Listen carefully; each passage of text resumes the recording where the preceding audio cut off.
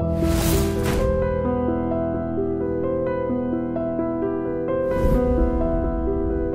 చట్టాల ఉల్లంఘనకు సంబంధించి మీరు అంటే ఒక విప్లవ రచయితల సంఘ అధ్యక్షుడిగా మీరు ఎలాంటి నిర్ణయాలు ఎలాంటి స్టెప్స్ తీసుకుంటున్నారు? ఈ చట్టాల ఉల్లంఘన ప్రభుత్వం పైన ఎలాంటి ఒత్తిడి? చట్టాల ఉల్లంఘన గురించి హక్కుల సంఘాల వాళ్ళు అడుగుతున్నారు.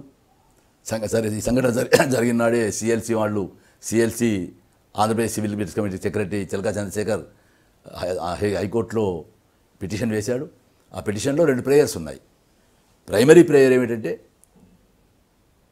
ఈ ఎన్కౌంటర్ కోల్డ్ బ్లడెడ్ మర్డర్ ఇది కనుక దీన్ని హత్యానేరంగా కల్పబుల్ హోమసైడ్ అంటారు. హత్యానేరంగా ఐపీసీ 302 కింద హత్యానేరంగా నమోదు చేయాలి. ఇది మెయిన్ ప్రేయర్. దానికి ప్రాతిపదిక కూడా ఏమిటంటే ఆంధ్రప్రదేశ్ హైకోర్టు 2010లో 5గురితో కూడినటువంటి ధర్మాసనం ఒక తీర్పు చెప్పింది. పోలీసులే స్వయంగా మేము పలాని ఆయనను చంపేశాము, ఆత్మరక్షణ కోసం చంపాము అని చెప్తున్నది కావచ్చు, కానీ పలాని చంపేశామని చెప్తూ ఉన్నది. ఆ చంపబడ్డ వ్యక్తి ఇదివరకే కొన్ని నేరాలలో ఉన్నాడు కనుక ఆయన మీదనేమో కొన్ని కేసులు చూపిస్తున్నారు.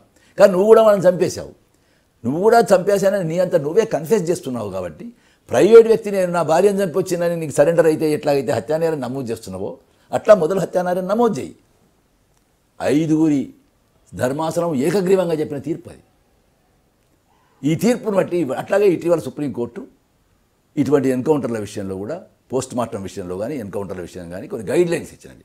ఈ గైడ్లైన్స్ పాటించాలనేటువంటి మెయిన్ ప్రేయర్ వేస్తూ సబ్సిడీ ప్రేయర్ ఏం వేశారంటే, దానికి అనుబంధమైన ప్రేయర్ ఏం వేశారంటే ఈ మృతదేహాలన్నీ కూడా ఎక్కడో మల్కన్గిరి అడవులలో జరిగిందని చెప్తున్నారు కనుక వాటినన్నింటినీ కూడా విశాఖపట్నం కేజీహెచ్ హాస్పిటల్కి తరలించి పోస్ట్ మార్టం జరపాలి అనేటువంటి 2వ ప్రేయర్ పెట్టారు. అక్కడ అడ్వకేట్ జనరల్ అది మా జ్యూరిస్డిక్షన్లో జరగలేదు కనుక మేము తీసుకురాలేమన్నాడు. హైకోర్టు ఒకవేళ ఈ సంఘటన మన జ్యూరిస్డిక్షన్లో జరిగి ఉంటే 29వ తేదీ వరకు వాటి ప్రిజర్వ్ చేయండి. వాళ్ళు 29వ తేదీ బహుశా వాళ్ళు ఏమొచ్చిందో తెలియదు మనకు తీర్పు దీని మీద, మళ్ళీ వాయిదా పడ్డదో తెలియదు. 29వ తేదీ వరకు డెడ్ బాడీస్ ప్రిజర్వ్ చేసి ఆ తర్వాత బహుశా ఇన్ఫ్లక్చర్స్ అయిపోయి ఉంటుంది. ఆ తర్వాత మేమైనా మాట్లాడతాం వింటాం మేము అన్నారు.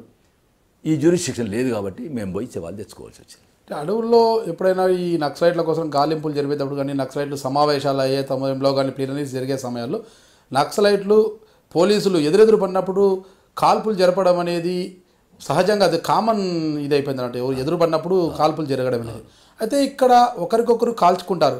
ఇక్కడ పౌర హక్కులను కానీ చట్టాల ఉల్లంఘన కానీ ఎవరు చేస్తున్నట్టు అంటారు? మంచి ప్రశ్న వేశారు మీరు. నిజంగానే ఎదురుబడి జరుగుతున్న కాల్పులా అనేది ఒకటి. ఎవరు మొదలనేది అట్లా అవుతుందాం. ఎదురు కాల్పులలో అటుకొందరు ఇటుకొందరు గాయపడడం చావడం జరగాలి కదా. ఇట్లా జరుగుతున్నటువంటి నేను 1969 నుంచి చూస్తున్నాను ఎన్కౌంటర్లు ఇవాటి వరకు.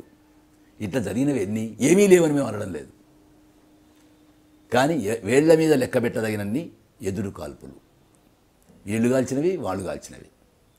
మిగిలినవన్నీ వాళ్ళ స్థావరాలు తెలుసుకొని సమాచారం తెలుసుకొని నిద్రపోతున్నప్పుడు ఆయుధం లేదా అంటే భుజానికి ఆయుధం ఉంటుంది కానీ అది ఉపయోగించినప్పుడు, సమావేశంలో ఉన్నప్పుడు, క్లాస్ చెప్తున్నప్పుడు, ఇళ్లలో నుంచి పట్టుకపోయి, షెల్టర్ల నుంచి పట్టుకపోయి, డెన్ల నుంచి పట్టుకపోయి, ప్రజలను గెలవడానికి పట్టుకపోయి ఎన్నో ఉదాహరణలు చెప్పగలను కానీ చాలా సమయం పడుతుంది మీకు. ఇన్ని సందర్భాల్లో 100కి 99 అటువంటివే. వాళ్ళే దాడి చేసినప్పుడు ప్రతిసారి మేము దాడి చేసినామని చెప్తున్నాం. మీరు ఒక తేడా చూడవలసింది ఏంటంటే ప్రతిసారి ఇదే ప్రశ్న వేస్తారు, వీళ్ళకే కానీ పోలీసుల హక్కు లేదా అని.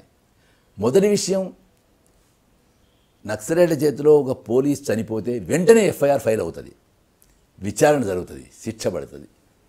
ఆధారాలు లేకుంటే ఎక్విట్ అవుతారు.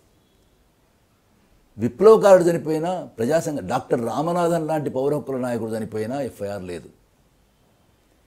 యాదగిరిని చంపితే ఉన్నోళ్ళు లేనోళ్ళు కలిపి వాళ్ళ మీద కేసు పెడతారు, ఉన్నోళ్ళని అనుమానం ఉన్నోళ్ళందరినీ ఎన్కౌంటర్ పెడుతూ చంపేస్తారు. ఈ అసమన్యాయం గురించి మేము మాట్లాడుతున్నాం. సెప్టెంబర్ 2న యాదగిరెడ్డిని చంపితేనేమో ఆ చంపిన దాంట్లో ఎవరెవరు ఉన్నారనుకున్నారో వాళ్ళందరినీ ఇప్పటికి ఎన్కౌంటర్ రూపంలో చంపేశారు. నన్ను బాలగోపాలను తప్ప. మమ్మల్ని అరెస్ట్ చేశారు, చాలా వేధించారు, జైల్లో పెట్టారు, కేసులు నడిపారు, అది వేరే విషయం. కానీ అందులో ఉన్నారనుకునేటువంటి పీపుల్స్ వారు అని వారికి అనుమానం ఉన్నోళ్ళు లేని అందరినీ ఎన్కౌంటర్ పెడుతూ చంపేశారు. మర్నాడే డాక్టర్ రామనాథాన్ని చంపితే ఎవరు చంపారో మేము నిర్దిష్టంగా పేర్కొన్నప్పటికి కూడా కేసు లేదు.